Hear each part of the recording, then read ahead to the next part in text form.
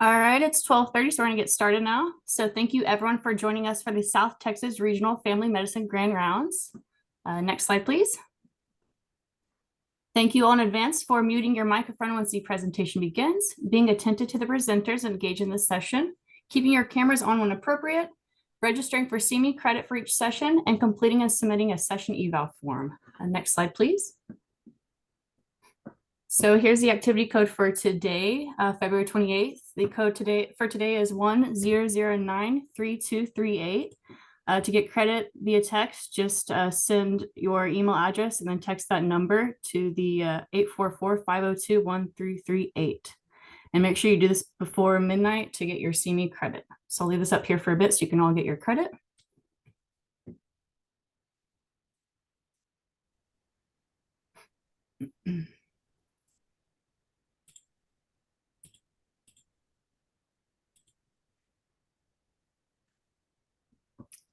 All right, next slide, please.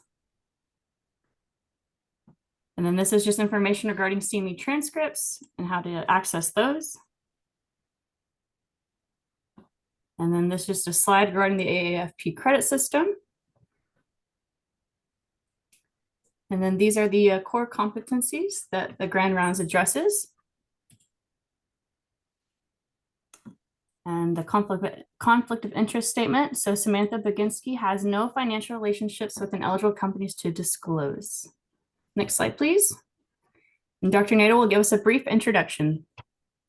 All right, well, this is indeed easier for me. I've known Dr. Baginski since she was a medical student rotating with us. I've seen her develop from an outstanding medical student to be one of our outstanding residents. And now she's off doing great things as a sports medicine physician. So we're really proud to have her back and really appreciate her coming back.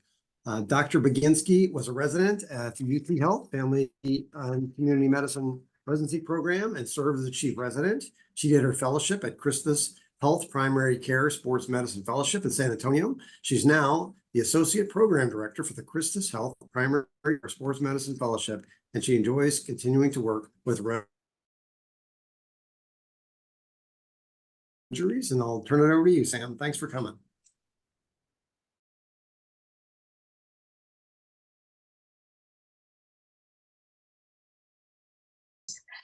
So as I start the presentation, if anyone has any questions, just feel free to let me know. But starting off here, for our objectives, we're going to be going over the causes, diagnoses, and treatment of 4 common foot and ankle conditions. So that's the ankle sprain, the high ankle sprain, posterior tibial tendonitis and dysfunction, and peroneal tendonitis. So just like with everything, kind of generally talking about foot and ankle injuries and setting up that base. So this is one of the most common MSK complaints seen is just some sort of acute foot and ankle injury. In the US, about 2.5 for every 1,000 people will have an ankle sprain, and about 10% of visits to the ER are related to ankle sprain and injuries. For those of you who are interested in sports medicine or see people who are coming to you for sports-related injuries, about 25% of those injuries will be some sort of foot or ankle injury. So no matter where you're practicing, clinic, if you're looking at urgent care, ER, if you're looking to do sports medicine, this is definitely something that you'll encounter and want to have a good game plan for treating. Starting with the basics, with a good foot and ankle exam. I'm sure you guys all know this, but just kind of going through what I look at the appearance of their foot or ankle. Is it swollen, bruised? Generally, how are they looking? As well as go through their range of motion. So both the patient doing it on their own and the passive range of motion. Then I personally start at the lateral ankle. It doesn't matter where you start, just like with any physical exam, as long as you're doing it consistently, so you're not missing something, that's what's most important. But I personally start at the lateral ankle, assess for bony tenderness, ligamentous injury, things like that, move to the medial ankle and then the dorsum of the foot. When assessing the dorsum of the foot, you really want to be making sure that the base of that 5th metatarsal isn't tender, your navicular bone, and looking at those metatarsals as well, just for general palpation, bruising, swelling, things like that. Moving on to the plantar surface of the foot, this is an area you definitely don't want to miss. You can miss a big old cut, a big bruise, some sort of lesion, because obviously it's the bottom of their foot. And if you're not purposely looking at it, you could definitely miss something. So that's kind of general the exam. Now going into our special tests. So there are many, many, many special tests, but for one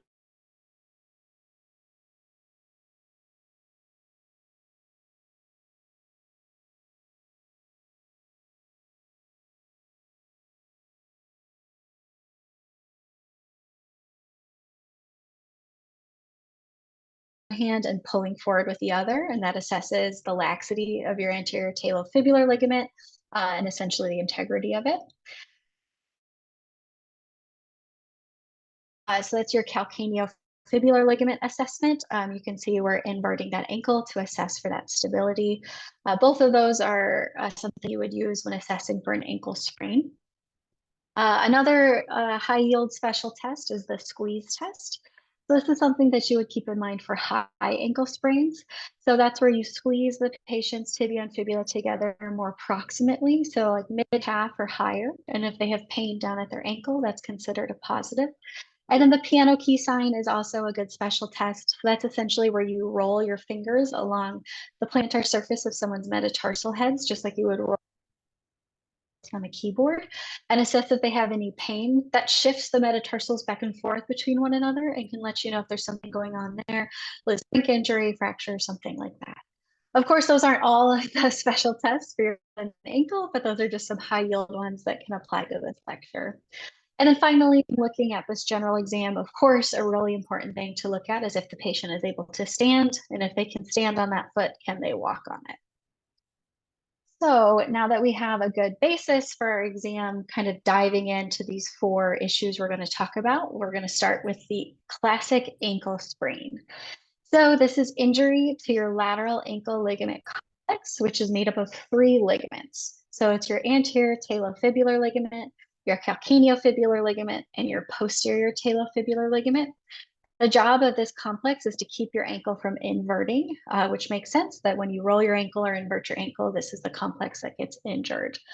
The likelihood of the ligaments getting injured, so your ATFL is most commonly injured, followed by your CFL and your PTFL. Of course, you can have any combination of injury, but just as far as likelihood goes, that ATFL is most likely the one to be hurt. Briefly going over the anatomy, the nice thing about these ligaments is they essentially describe where they're located. So your anterior talofibular ligament is on the anterior aspect of your lateral mal or your fibula, and it goes to that lateral talus. Your calcaneofibular ligament runs from that lateral malleolus or fibula to your lateral calcaneus. And your PTFL is on the posterior aspect, again, of that fibula or lateral malleolus to your posterior talus. And you can see them here. There's 1, 2, and 3. So that forms that lateral ligament complex. Risk factors for ankle sprains are many and wide-ranging. There's been a lot of studies about what can put you at a higher risk. And so some of the things that can contribute is being a female puts you at a higher risk for ankle sprains. Specific sports. So of course, any sort of sporting event can lead to an ankle sprain, but basketball is at a higher risk, soccer, ice skating, volleyball, things of that nature. If at baseline, you have some limited range of motion, specifically dorsiflexion of that ankle, that puts you at a higher risk for ankle sprains. If you've had an ankle sprain before, I'm sure you've all heard people say, you know, I've sprained my ankle and it was just never the same and I keep rolling it. That is something that's been proven to increase the risk for future ankle sprains. And then what shoes they're wearing. So a lot of times this will come from people who wear high heels and they're not quite stable on them. And that can kind of lead to that ankle rocking back and forth and eventually inverting. So causes of an ankle sprain, I'm sure everyone here has rolled their ankle before. Anything can cause it. You can slip off a curb, it can be doing a sporting event, you can just step weird and roll your ankle. But the severity of it can kind of depend on whether or not you truly sprain those ankles. But that inversion mechanism of rolling that ankle is what can cause to this lateral ankle ligament complex. You can, of course, sprain the medial aspect of your ankle with an eversion injury. But this is a lot less common for a few reasons. Your foot is a lot more stable in this direction, so it's less likely to roll that way, as well as that deltoid ligament that's on the medial aspect of your ankle is a lot more stable, so it's less likely to injure like the lateral complex is. So to diagnose an ankle sprain, it is mainly physical exam. So kind of going back to the beginning of the lecture, you're going to do the general appearance. Is there swelling? Is there bruising? palpate that lateral ankle. Is there bony tenderness? Are the ligaments tender? Does it hurt for them to walk? Just do that good, full, complete exam. If they are coming to you and their foot is super, super swollen, it's crazy bruised, you can be concerned about a fracture. Don't be fooled. So these sprains can look terrible. It can look like every bone in their foot is broken, and that's not necessarily the case. So whenever you're concerned about that, it's important for us to think back to our Ottawa ankle rules. It might be a flashback for some people, but that'll help us consider if we need an x-ray or not. So taking us back to those Ottawa ankle rules, we need to get an x-ray if there's tenderness posteriorly or at the tip of the lateral or medial malleolus. If there's tenderness at the base of the fifth metatarsal, at the navicular bone, or if the patient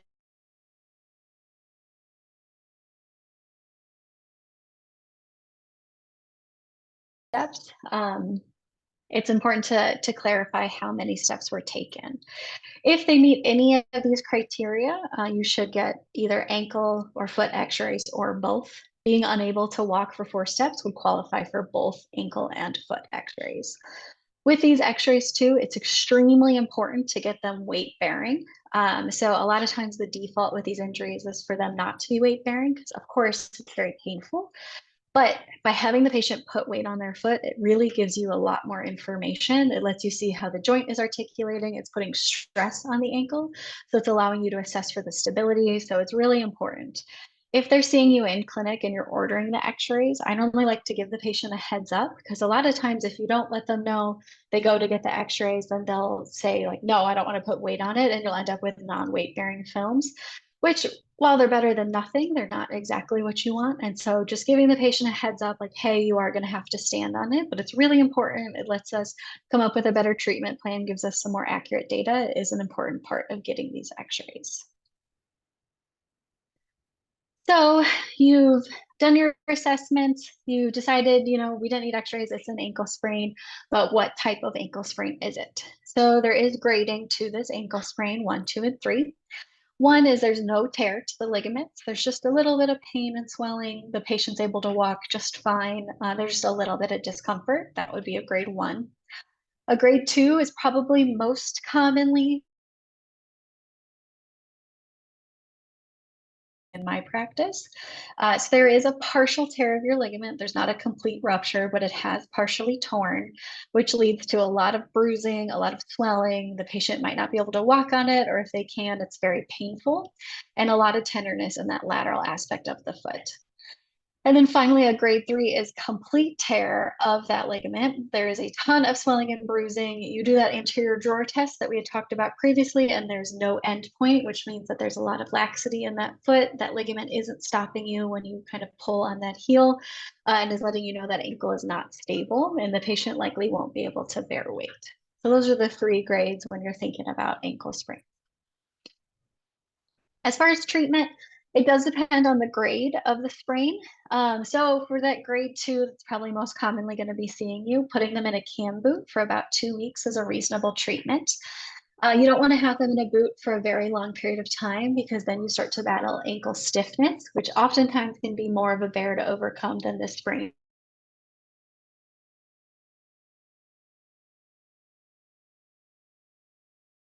Grade 2 area.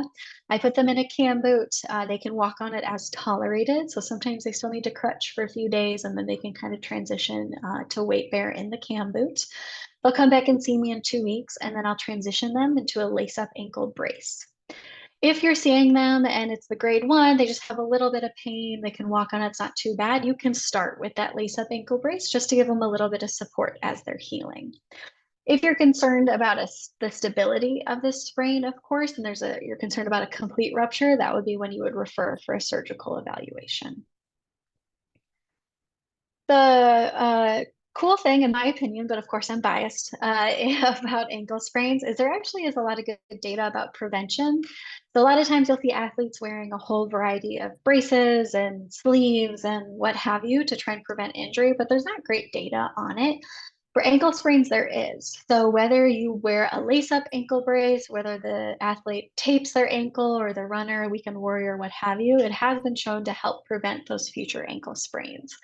Both of them equivocally help. The only caveat with taping is making sure the person taping knows how to tape. So like an athletic trainer, somebody like that, or if the patient learns themselves, and consistently having that good taping job. The concern that can arise is if maybe if the patient is like a weekend warrior,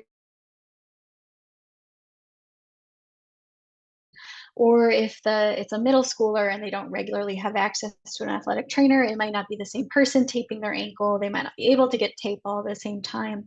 There's a lot more opportunities for inconsistency with the taping. And so I tend to lean towards lace up ankle braces. They're real easy. You slip them on, you put them on with your normal shoes, lace it up, and you're good to go. And it's the same protection every time. But it's really, if you can ensure that there's going to be consistent and good quality taping, both have been shown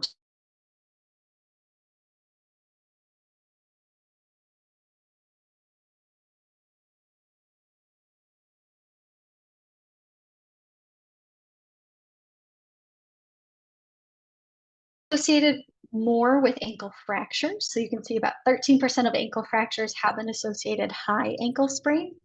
Without a fracture, the range is pretty significant from 0.5 to 11% of ankle sprains. And from what I was reading, a lot of that is just from misdiagnosis and things like that, but certainly not as common as the lower lateral ankle sprain, but definitely something that could still come walking through the door. So what is a high ankle sprain? So that's injury to your syndesmosis. So that's made up of these four ligaments: your anterior inferior tibiofibular ligament, posterior inferior tibiofibular ligament, transverse tibiofibular, and your interosseous. You can see your interosseous and then your AITFL here. And I have a different picture showing the remainder of the ligaments. So the job of your syndesmosis is to keep your fibula from moving a lot on your tibia as you're walking, right? You don't want your bones shifting back and forth as you're trying to live your normal life, as well as keeping your ankle from overly externally rotating. This sort of injury is more commonly seen in athletes or with high trauma, just because it does require a good amount of force to get this injury. So here is the anatomy slide I just mentioned. So again, the beauty of these ligaments is that their location is in their name. I will say, so this picture, they flipped the fibiotibular, the F and the T's, when I normally say tibiofibular, so just as a heads up there. But you can see your AITFL goes from your tibia to your fibula on the anterior aspect. Posterior is similar, it mirrors it on the posterior side. Your transverse ligament runs just beneath that posterior, and your interosseous is between the two bones. But I like these because it shows you the ligaments in all different angles, including axial. So it can kind of give you a 360-degree view of how that syndesmosis is stabilizing this joint. So causes, like I said, it is normally in a more of a trauma situation. It's when your foot is forced into an external rotation. So for example, speaking of athletes, if there's a football, but people are jumping on somebody, someone's foot might get cranked in the wrong direction. That can certainly be a cause of it. Car accidents, really any sort of trauma where your foot is getting twisted out externally can lead to this. The other big cause of this is fibular fractures. So fibular fractures are a whole separate lecture, but there are different ways to classify them, and a common way is your Weber fractures. So I put it down here, type A, type B, type C. It's classified by the location of the fracture with relation to your syndesmosis. And your type B fracture, this one here, most commonly is associated with high ankle injury or high ankle sprain. So if you have someone who comes to see you and they have this fibular fracture, even if you're not sure if it's a type A, type B, or type C, I would always assess for that high ankle injury as well, because that's really important to be aware of if it is injured. So even if you're not entirely sure if we're in the type A or type B, type C category, it's of high ankle injuries and sprains with fibular fractures. So to diagnose a high ankle sprain, start with your physical exam. There'll be tenderness over the syndesmosis, so normally over that AITFL and the anterior aspect of your ankle. A test I really like for high ankle, we had talked about earlier, is that positive squeeze test. So I described it briefly earlier, where you squeeze at the mid calf or higher, the tibia and fibula together. And if they have pain at their ankles more distally, that's a positive test, because you're putting stress on that ligament, right? So if it's stable when you're pushing it together and it's not widening down at the base, that lets you know that it's intact, there's no issues. But if they are having that pain, you should be concerned about a tear. Why I like this test is because if someone is coming to you pretty acutely and their foot's all blown up and swollen and bruised, very understandably, but it can be hard to kind of pinpoint things. So if you're squeezing at mid calf or higher, normally don't have any injuries up there, no bruising, no swelling. And so it can give you a good idea if that pain does radiate or it doesn't, instead of kind of trying to examine an area that's pretty diffusely painful. The cross leg test is similar. I put a picture of it here. So instead of you squeezing, basically the force you crossing your leg on your knee is what's applying that force between your tibia and your fibula to see if you have pain at your ankle as well. So they're similar in that you're putting force more proximately to see if you feel the pain distally. Another specific test for high ankle sprain is the external rotation stress test. And it's essentially exactly what it sounds like. You'll dorsiflex the patient's foot and externally rotate it.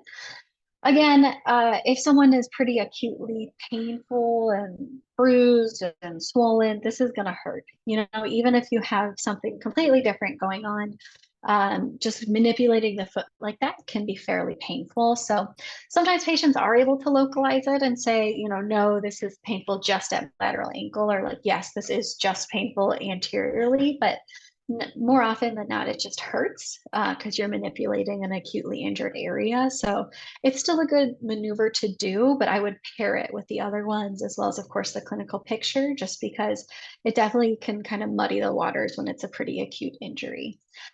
And then, of course, you'll be looking for that swelling and bruising. With high ankle sprains, it's extremely important to get x-rays. So what you're looking for essentially is you're assessing the stability of this ankle, and you do so through stress films. So with a stress film, you're seeing if that interosseous ligament is able to hold the tibia and the fibula in the correct location. And so you need to put stress on that joint to see if it can do its job. If not, you'll see what's called medial clear space widening. And the nice arrow sign down here, my bright yellow arrow, shows you a good example of medial clear space widening. So normally you can see how, looking at your ankle joint, your talus wants to fit in real nicely right in this notch here with your tibia folded together, formed perfectly. But when it's not stable and those ligaments aren't holding it together, it can shift and create this pretty significant gap. So looking at this, it's definitely a concern for an unstable ankle. So to get these films, if you have x-ray capabilities in your office, that's great. You can go do them yourself. You internally rotate the tibia, externally rotate the patient's ankle. They don't love it, but you can get the picture and see what's going on. If you don't have that capability, they are able to do this with gravity. So the techs are able to get this set up wherever you send your x-rays to. You just have to type in gravity stress view in your ankle x-ray orders. So whether you do it yourself or whether it's done through the gravity stress view, either is completely fine as long as we're assessing this joint. And this is also just to reiterate that we want weight-bearing films for any x-rays that we get. So this was a good example of a patient I actually had in my clinic. So they came to see me for a fibular fracture. I hope you guys can see my mouse. I'm tracing the fracture here. It's really nothing to write home about. But what's really concerning is this medial clear space widening. So, and this is the entire shot right here. So while they initially came to me for management of this fibular fracture, they ended up getting treated for an unstable high ankle. This film too was brought to me. It was done not weight bearing. So she had this much widening on her exam without any stress applied to the ankle. So this is a pretty significant finding. A lot of times with these unstable ankles, they'll look fine without the stress applied to them. And then once you get the stress through, you'll see it kind of gap open. But with this particular patient, it was pretty significant without any stress whatsoever applied on the ankle. So even though she had initially come to me for this fibular fracture, I ended up sending her to our foot and ankle surgeon before the syndesmotic injury. She has since had surgery and is doing great, but is a good example of how these fibular fractures really are often associated with high ankle sprains, and it's something you need to keep on your differential. So even if the patient had come to me and we hadn't had this massive clear space widening, I still would have wanted to get stress views to assess for it. Since it should kind of be like fibular fracture. Next thought should be, okay, I need to check to make sure there's no high ankle injury. So how do we treat these high ankles? If it widens on the stress view of your x-ray, then you need to go talk to a foot and ankle surgeon.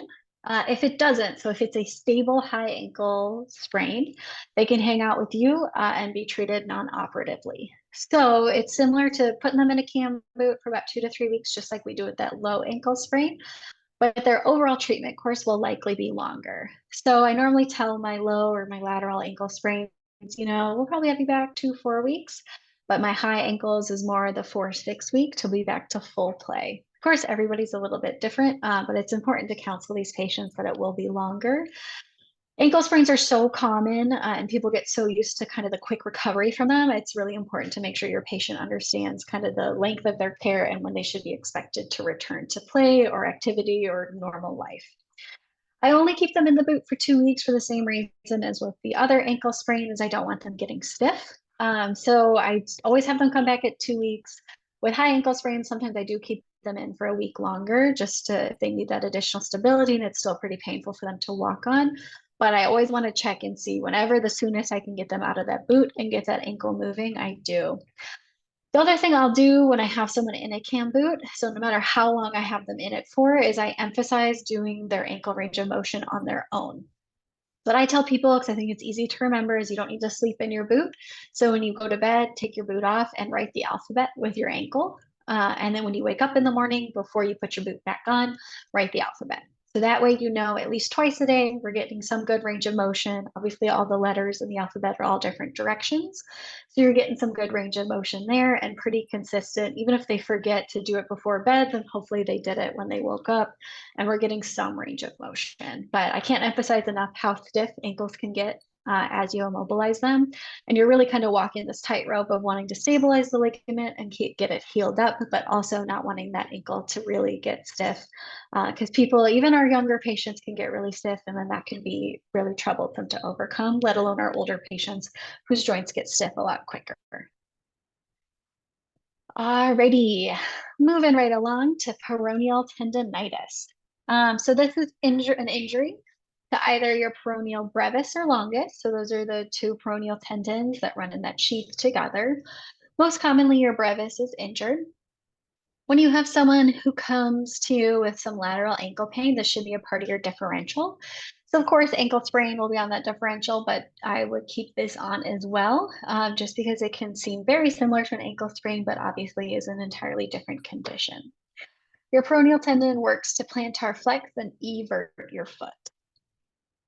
So going over the anatomy, you can see why this commonly gets mistaken for an ankle sprain because they're in very similar locations. So your peroneal tendon runs behind that lateral malleolus, and then it splits into the peroneal tendon, peroneal brevis, and peroneal longus.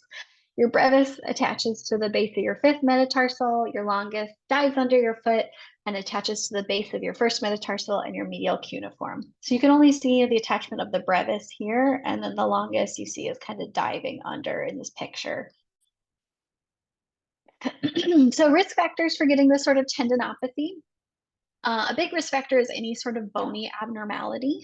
So if you have a large peroneal tubercle, that can cause friction on the tendon and os peroneum. So that's the picture I have here. So this is just a little extra bone that some people are born with, but oftentimes it's in the tendon sheath itself for the peroneal tendon. So you can imagine basically it's like having a rock in your shoe, and it's just kind of always irritating that tendon over and over and over and over and over until it's inflamed or has a partial tear or something like that. So that's definitely something that can come up. Sometimes on x-rays that'll even read as a fracture, but it's not, it's actually just a little extra bony piece. Other things that can lead to increased risk factors for developing this sort of tendinopathy is lateral ligament instability. So those patients who are like, I roll my ankle all the time, I never get it treated, they're just kind of like weeble wobbling on their ankles. that can lead to an increased risk factor for this, or any sort of sport that's at risk for overuse. So especially for plantar flexion. So runners and dancers are the two big ones because they're just constantly plantar flexing and hitting that foot over and over and over and over and over again. And that can definitely lead to irritation.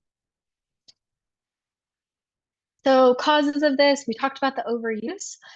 Other causes are forced dorsiflexion of your foot. So I had a patient, and it was particularly memorable. So they went to a water park and picked up a lot of speed going down the slide and hit the water. It forced their foot back and then hit the, sorry, my email's very loud, hit the bottom of the pool. And that was another forced dorsiflexion. So they basically went like bam, bam, water, bottom of the pool, that forced their foot into dorsiflexion and developed this sort of tendonitis. So something maybe not quite as dramatic as that, but any sort of forced dorsiflexion of that foot can lead to this, as well as high ankle sprains. So if you have a high ankle sprain, that forced external rotation, it can contribute to this sort of tendinopathy as well.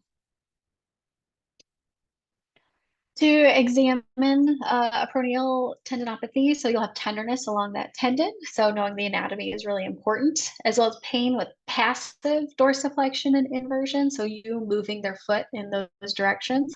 Or if the patient themselves can plantar flex and evert, that you'll have some pain and weakness because the tendon itself's function is to plantar flex and evert. So it makes sense that they would have some pain and weakness with that mechanism of action, as well as you'll probably see some diffuse swelling. For imaging for this condition, it's not necessary. So you can, of course, get x-rays, especially if they meet those Ottawa ankle rules. And you might see a flex sign. So that's an avulsion fracture off of that lateral mal. And you can see here that little fleck that's labeled on that x-ray. That little avulsion fracture is not what's causing the problem. It's more of like a symptom of the tendinopathy itself. If they don't meet the Ottawa ankle rules, I normally would recommend waiting to get any sort of x-ray. And then once you have your diagnosis, you treat them, they're compliant, they're doing everything. It's been about 4 to 6 weeks, then you can consider getting x-rays at that point in time to see if there's something else going on, maybe some of those bony abnormalities we went over, like the os peroneum or the enlarged peroneal tubercle, something like that.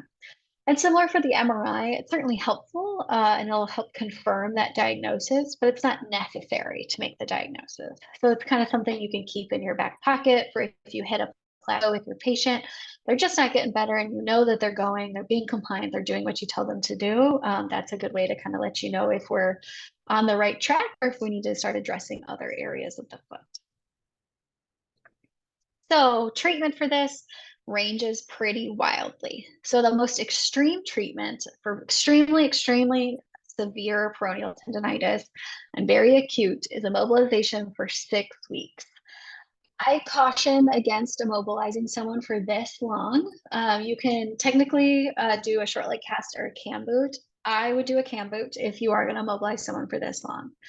A short leg cast just limits everything so much. At least with a cam boot, they can come out of it at bedtime, still move their ankle, still get that range of motion. But if they're in a cast, A, the patient's going to be miserable because casts are more limiting than a cam boot. And B, when they finally come out of it, there's going to be a whole other mountain of problems you need to overcome. So their tendinopathy might be resolved, but now, we've got really bad ankle stiffness. If you do put them in a cam boot or a short leg cast, you can put them in a little bit of plantar flexion, but not too much. And I specify this because if you put them in way too much plantar flexion, you do more than one lift in a cam boot, you can actually end up shortening their Achilles if you immobilize them in that position for 6 weeks. So again, we're really kind of running the risk of creating more problems while trying to fix a problem if we're immobilizing someone for this long. Sometimes though it is necessary, like if someone is really coming to you and they can't walk on their foot and it's really acute and this is what you got to do, then this is what you got to do. But you just need to be careful and mindful with how you're immobilizing someone for this long. Even if you're not immobilizing them for this long, I would still recommend physical therapy, but absolutely, if you're immobilizing somebody for 6 weeks, they absolutely have to be going to PT because that will help just with that range of motion, along with all the strengthening and balancing and proprioception type stuff. But that is definitely something that's extremely important. As far as medications go, the anti-inflammatory medicine helps with the pain, but it doesn't treat the symptom. So or the condition, excuse me.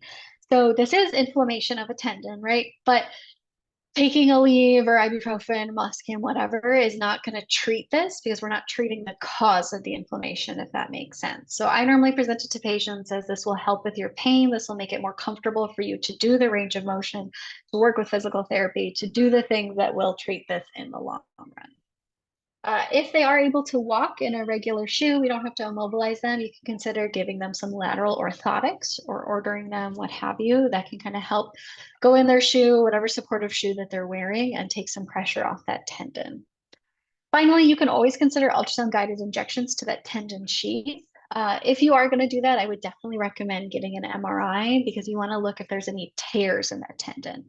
So if the sheath is just inflamed versus whether there are tears in either or both of the tendons, it's important to know because, of course, an injection can increase that risk of tendon rupture. Even without a baseline tear, there is still that increased risk. So I really wouldn't be doing a whole lot of injections. I normally limit it to just trying one. But you absolutely want to know if there is a tear, how big it is, and kind of risk benefit, have that conversation with the patient on if we want to try this injection, but could we lead to complete rupture of the tendon? Is that really something we want to do? Sort of conversation. Our last topic that we're going to talk about before we kind of go over everything is posterior tibial tendonitis or dysfunction. So the tendonitis is the acute version, dysfunction is the chronic. This is actually the most common cause of acquired adult flat foot deformities, and it is pretty common. It affects about 5 to 15% of our population, most commonly in women 40 to 55 years old. So your posterior tibial tendon is extremely important. It has many, many, many jobs. It helps elevate your medial arch. It adducts your foot, inverts your foot, plantar flexes, and while you're standing is that main dynamic stabilizer of your foot. It's very tricky to diagnose this condition, though. It's normally sort of a vague type of pain that's been going on. It might wax, it might wane. The patient might have a million other things that are going on. So you're focusing more on those things, but it often leads to this being misdiagnosed or presenting late for management. So briefly going over the anatomy, this runs behind your medial malleolus and dives under your foot to form part of that arch. It then inserts on your metatarsals 2 through 4 and your cuneiforms. Risk factors for the tendonitis or dysfunction is anything really that can affect the vascular supply to this tendon, as well as any additional stressor on your foot and arch itself. So pretty much everything that we know that can affect your vasculature, so like tobacco use, diabetes, hypertension, and then other things like being a female, 40 to 55 seems to be the age range for this, wearing unsupportive shoes, so not supporting that arch. Any history of steroid use can weaken those tendons. There's a whole list of things, but it's essentially anything that can really make that arch work harder than it needs to or can affect the blood supply to that tendon. Causes, so this more often than not is a chronic issue. It's less likely, I tripped and fell and now I have this tendonitis. If it does happen acutely, it's normally with an ankle fracture, but more often than not, this is a gradual problem that has progressed just like all of the other chronic conditions our patients have. It just with time gets worse and worse and worse. So when you're examining someone that comes in for medial ankle pain and you're worried about posterior tibial tendonitis or dysfunction, you should assess their arch. So these patients will have flat feet, pes planus. When you're assessing their arch, it's good to look for the too many toes sign. So that's this picture I have down here. So that tendon adducts your foot, so it pulls it in. So when you lose function of it, your foot's going to naturally sit in abduction. And when you're looking behind the patient, you're going to see too many toes on one side. So you can see on that right side, that patient has 1, 2, 4 toes that are showing, whereas on the left, you can just see the one. So that would be a too many toes sign that should raise a red flag for posterior tibial tendonitis or dysfunction. As the disease progresses, they won't be able to perform a single heel raise, so putting that foot in plantar flexion, and they'll have pain and weakness with resisted inversion while in plantar flexion. So it's just kind of running through all the functions of that tendon and then testing the patient, and they slowly but surely will not be able to do those actions as that tendinopathy gets worse. I thought this was a helpful little cartoon. It just kind of briefly goes over the symptoms of PTP. So you've got that tenderness. It's hard to make your foot point inward. It wants to just sit outward. Pain on the medial aspect of your foot. It's hard to walk, and you can't stand on your toes.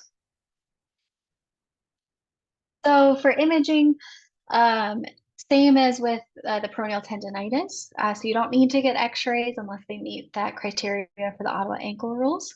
But if they're not getting better, that's certainly something you can get after a few weeks, and the MRI can confirm the diagnosis, but it's not required. So there are stages of the posterior tibial tendon dysfunction. Stage 1 is where they get the most benefit out of conservative treatment. So in stage 1, there's no deformity to the foot. They don't have that flat foot. It is inflamed. They'll be tender on the medial aspect of the foot down into their arch. So I normally track it down into their arch, and that whole sheath will be inflamed. This responds really well to conservative treatment. So this is kind of our sweet spot. This is when they can really benefit from immobilization and all the treatment stuff that I'm going to go over. But once we progress past the stage, it gets trickier and trickier until eventually surgery is what's needed. So as we get into stage 2, they'll start to have that flat foot in addition to the tenderness seen in stage 1, but you can correct it. So you have them stand on their toes and their arch forms back in their foot. You can kind of manipulate their foot to reform that arch. So that would be considered a flexible flat foot deformity. This can sometimes respond to conservative treatment, but you're definitely approaching where it might not. And it's important to have that conversation with the patient. Like, hey, this is what we're going to try, but there is a pretty good risk that this will end up needing surgery to be corrected. As we get into stages 3 and 4, that flat foot deformity is not correctable. So they have a completely flat foot. You try to correct it for them. At this point, they probably can't stand on their toes, but even just you manipulating the foot, you cannot get that arch to come back. And in stage 4, they'll even start to have ankle malalignment, so it'll be in a more valgus position. And so once we're into 3 and 4, that's when the conservative treatment really isn't going to help, and they need to go see a foot and ankle surgeon. In stage 4 as well, with that ankle malalignment, they're probably going to be having pain in a lot of different joints, because once one joint is kind of out of whack, it starts to affect all of the others, right? So we always learn look above and below. So true with joints as well. So if their ankle is hurting, I'm sure they're probably having knee pain or pain more distally in their foot. It just kind of starts to throw everything off. So for treatment for this, so if someone's coming to you, they're stage 1, they don't have that flat foot deformity yet, they just have their pain, you can give them a lace-up ankle brace. You can give them anti-inflammatories, but physical therapy is truly going to be what helps the most. So PT is going to help strengthen up those muscles, get their arch back, help with their balance, help with the stabilizing when the patient is walking, and that's what's going to make the biggest difference. As far as the brace and the anti-inflammatories, they're very helpful. They can make the patient more comfortable in their day-to-day life, make it easier for them to do PT, but PT is what's going to help the most.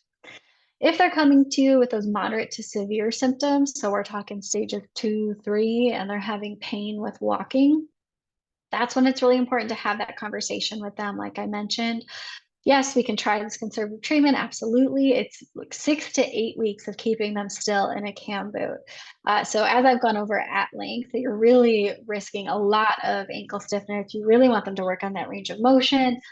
Absolutely combine it with physical therapy, but having that frank conversation of, we're going to try this for 2 months, and if you're not better, then it's time for you to go talk to a surgeon, because this won't get better on its own.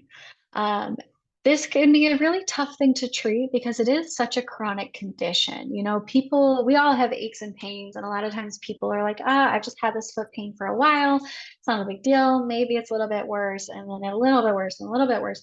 and they get pretty frustrated, and nobody really wants to be in a boot for 8 weeks. It starts to hurt your knees, it starts to hurt your hip, it's a pain in the butt. It's kind of a whole process. So really making sure the patient understands the trajectory of this condition and what we're looking at timeline wise, the likelihood of needing surgery, all that good stuff is really important, because this can definitely be a frustrating one to treat because it just takes so long. And at the end of the day, it might not even help. They might still need to go see a surgeon. If you do see that grade 1 and it does get better and it's awesome and they're feeling so much better, the really, really important thing is to make sure that they have good arch support after they're healed up. So that tendon is helping to form part of your arch. And so if these patients have slightly flat feet, they need to have arch support and good supportive shoes to prevent this from coming back in the future. Like I mentioned, it's a slow recovery. This is another thing that you can offer an ultrasound guided injection on, but again, similar to our other tendinopathy, have that MRI first, make sure you're not potentially making a tear worse or leading to a risk of rupture by doing this injection. If they're not getting better, that is when you send them to surgery. It very often does need to go to surgery just because it's an easy thing to miss. As one of my mentors say, this is something that often sees you, but you don't see it, just because it often gets misdiagnosed. Alrighty. So those were the 4 big things that I wanted to talk about. I put them all together. I thought I could talk through some cases with you guys, just how these might present in your actual clinic. I know that helps me is to see how this will actually look like when you're seeing these patients. So especially because we're on Zoom, I'm just going to kind of talk through everything here. So your first case is a 24-year-old who presents after landing weird on his ankle after shooting a layup 3 days ago. Pretty significant bruising and swelling. That's his beautiful foot right there. So for your pertinent physical exam, he can walk on it. It is extremely tender to palpation, and it's located in front of that lateral mal, so anterior to it. And as you saw in the picture, there is a ton of swelling and bruising. So lateral ankle pain, what are we worried about? So of course, that ankle sprain, peroneal tendonitis, so keeping that on your differential, a fibular fracture, a 5th metatarsal fracture, or something else that we didn't consider. So kind of thinking of our pathway here, basically, is it a fracture or is it not? Let's think back to our Ottawa ankle rules. So he is tender, but it's anterior to his lateral malleolus, and he can walk on it, so he doesn't need x-rays for this. So we can diagnose this with an ankle sprain. You can put him in a cam boot for about 2 weeks. He can walk on it as tolerated. He'll come back and see you, and hopefully you'll get him out of that boot as long as he's feeling better. Our next case, 35-year-old. She's coming to see you with really bad ankle pain. She was on vacation, went skiing. Her skis got all tangled up underneath her. Went to an urgent care out in Colorado, and they put her in this dressing and got x-rays, and she has them with her. And she says, I don't care what you have to say. I am getting out of this cast. I will cut myself out of it. So we have to figure out the safest way to keep her ankle healthy and happy and healing, but also not having our patient cut herself out of the cast. So the wonderful urgent care in Colorado did x-rays, including stress views. So I just put a normal ankle x-ray up here, and all of the films are unremarkable. So no medial clear space widening. We do a physical exam.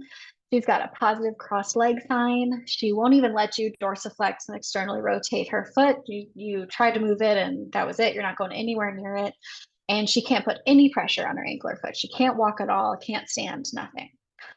So luckily, we have those foot and ankle films, including the stress films from the urgent care that she brought in. So we don't need to get any new ones. But if we had not had those, we would absolutely need to get them since she wasn't able to put any pressure or walk on that foot. And we're worried about a high ankle sprain. So if we didn't have those x-rays, we would get them with stress views. But luckily, we have those and they're all unremarkable. So we can diagnose this as a stable high ankle sprain because there was no medial clear space widening on her stress views.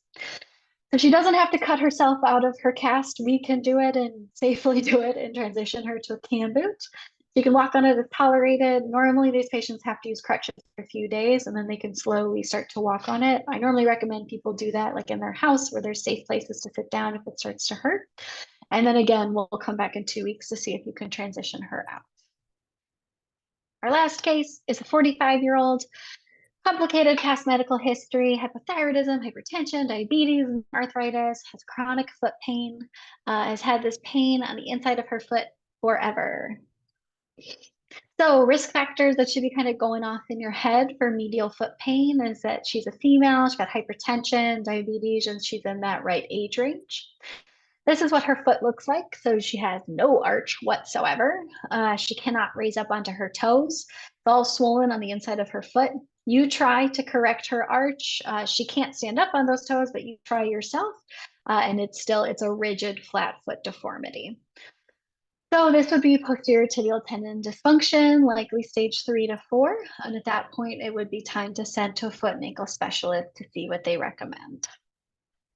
So just some quick highlights. Hitting each of the topics here. So for a low or a lateral ankle sprain, it's likely that ATFL ligament that's injured.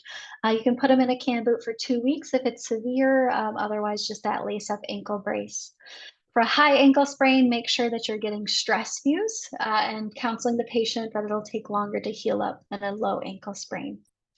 For peroneal tendonitis, you technically can immobilize them for up to 6 weeks if it's really severe, but remember to emphasize range of motion, having them go to PT, and really educating the patient if you're immobilizing them for that long. And this should always be on your differential for lateral ankle pain.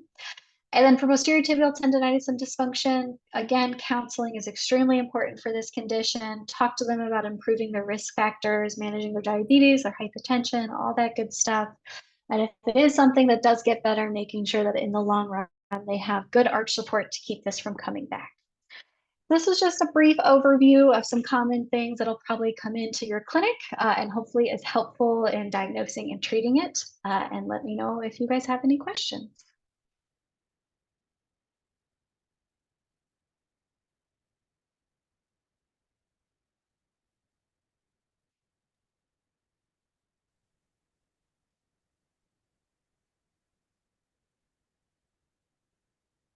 So Sam, thanks for the great overview. I think this is a place where the pathophysiology really, helps you understand the injury. So I appreciate the way you tied those together. One thing I've found over the years is somebody comes in with an ankle sprain. It's best to always examine it before you get x-rays because sometimes you want just the ankle, sometimes you want the foot, and sometimes you want both. And so you save yourself a bunch of time and effort if you just look at it at least enough to decide which X before you go. Another major point I thought to emphasize, you did make this point, but for the fibular fractures, you had type A, B, and C, I believe. So the ones that are really high enough that they are at the height of that lateral part of the mortise are really, anytime you get that, you really have to be concerned about the thing being unstable. I thought that was interesting X-ray, the one that you showed with what you described as a somewhat minimal fracture. But if you look, the fracture did go up above that what was the part of the mortise that is at the top that is parallel to the floor, even though it was kind of a small fracture up there. But very important to, I think, look at that carefully. You kind of would expect that because it's not just the fracture, but it also, to get the fracture up there, you have to disrupt the ligaments a lot, which will contribute greatly to the stability of the ankle. And then lastly, one more about anatomy. So it's interesting that the peroneus brevis is actually the longer one, at least when you're looking at the foot. So just sort of, it's not really a misnomer, I guess, but it's just it's easier to remember if but the brevis is actually longer than the longest, at least with regard to the foot. And lastly, I had a question about the tibialis. You said that inserts on the navicular. I know you made a point somewhere in the talk about navicular tenderness. Is that the mechanism of that related to the stress on the tendon or to some compression force on the navicular or So for like getting x-rays, you mean? Well, I mean, you made a point about checking for tenderness over the navicular, and then later we talked about the tibialis posterior, which inserts on the navicular. I was wondering if that's the mechanism of the pain. Yeah, so with the navicular tenderness, that would be a reason to get an X-ray. It's not always related to the posterior tibial tendon dysfunction, but that can be part of it, right? If like a little chunk gets ripped off. And for the X-ray I showed, yeah, that was definitely one where they came in and they're like, "Oh yeah, we already know what's going on. It's a fibular fracture." And every area I zoomed in on, I was like, "Oh no, oh no, oh boy." It was like the fracture extended up, the space was widened. It was like everywhere I looked on that one, I was like, "Uh-oh."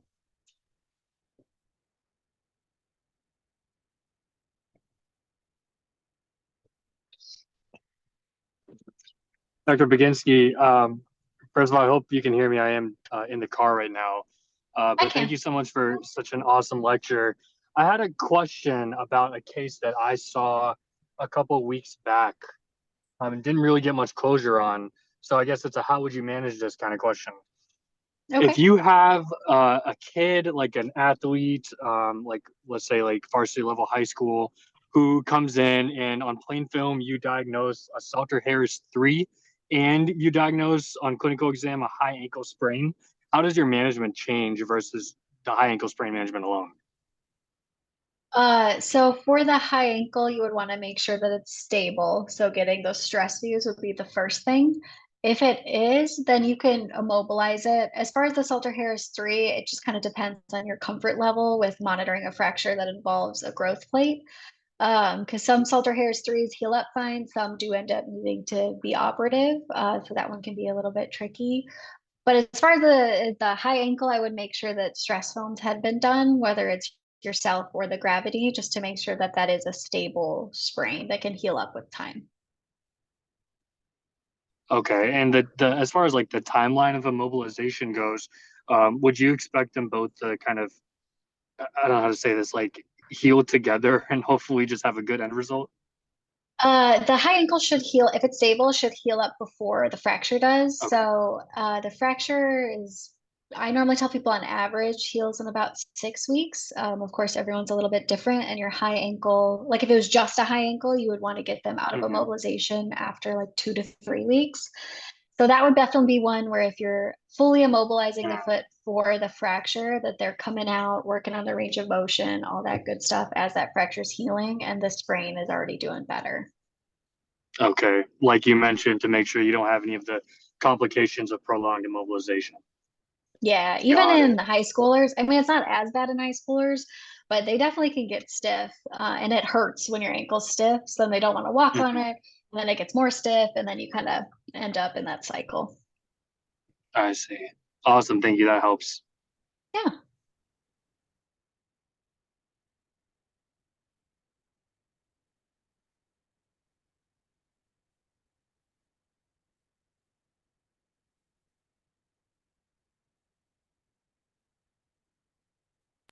Thank you very much, Sam. That was really awesome. We really appreciate you. Yeah. Thank you so much for having me. It was fun getting to chat with you guys. See you soon.